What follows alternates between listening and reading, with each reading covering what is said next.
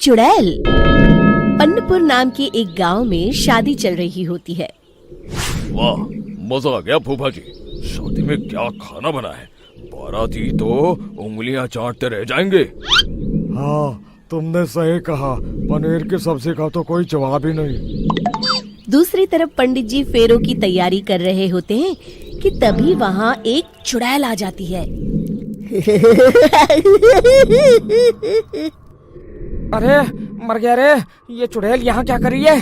अरे दिवाकर जी, ये आपकी कौन सी रिश्तेदार है? अरे मुझे क्या पता, क्या भाग्यवान, कहीं ये तुम्हारे मायके से तो नहीं आई है।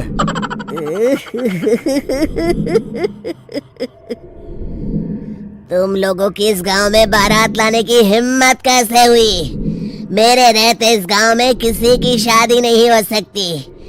अब तुम लोग देखो मैं क्या करती हूँ।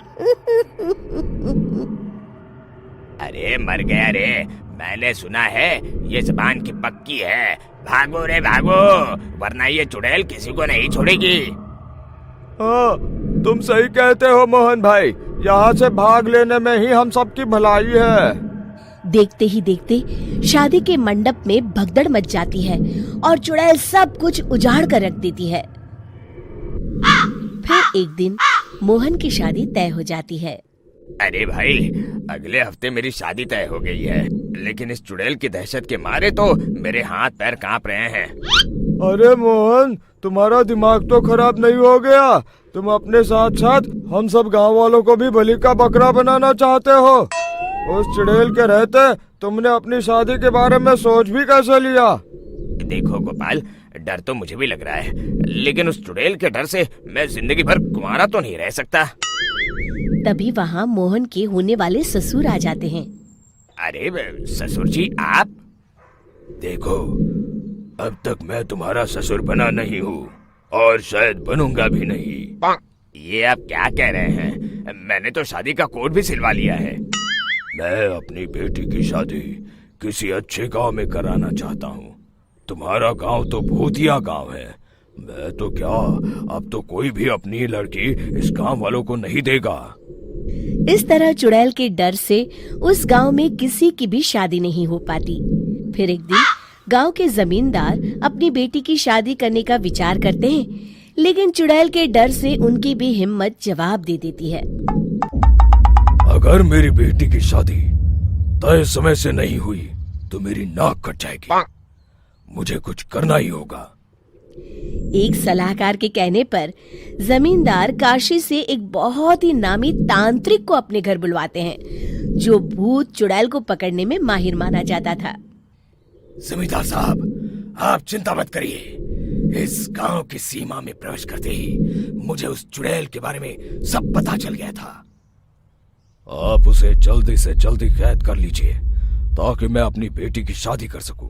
जब वो चुड़ैल एक इंसान थी, तब ठीक उसकी शादी करने वाले दिन ही उसकी और उसके होने वाले पति की एक दुर्घटना में मौत हो गई थी। उसका होने वाला पति आज भी भूत बनकर जंगल में भटकता है।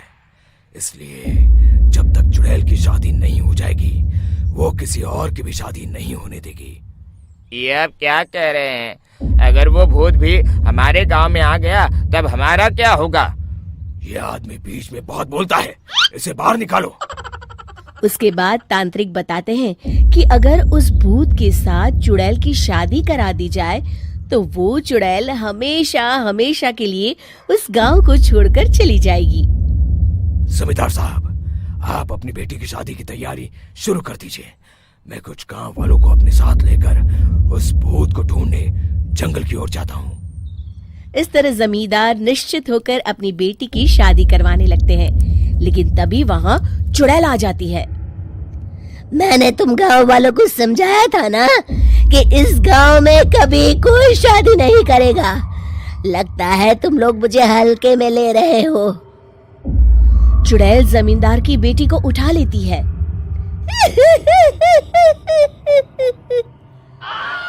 अब देखती हूँ बिना दुल्हन के तुम लोग शादी कैसे करोगे। मैं इसे अपने साथ ले जा रही हूँ। छोड़ मुझे, पिताजी, मुझे बचाइए। अरे कोई मेरी बेटी को बचाओ। तभी तांत्रिक उस भूत को लेकर वहां पहुंचता है। अरे भाग्यवान, रुको, इन मासूमों को परेशान मत करो, मैं आ गया हूँ, अब तुम मेरे साथ चलो। चुड़ैल बहुत खुश हो जाती है। आप आ गए, चलिए अब हम मंदिर में चलकर शादी कर लेते हैं। अरे अरे अरे अरे, ये क्या कह रही हो? मंदिर में जाके दोबारा मरना है क्या? चलो, आज से हम जंगल में रहेंगे। चुड़ैल चली गई, अब मेरी शादी हो जाएगी। इस तरह सभी गांव वाले खुशी से झूमने लगते हैं।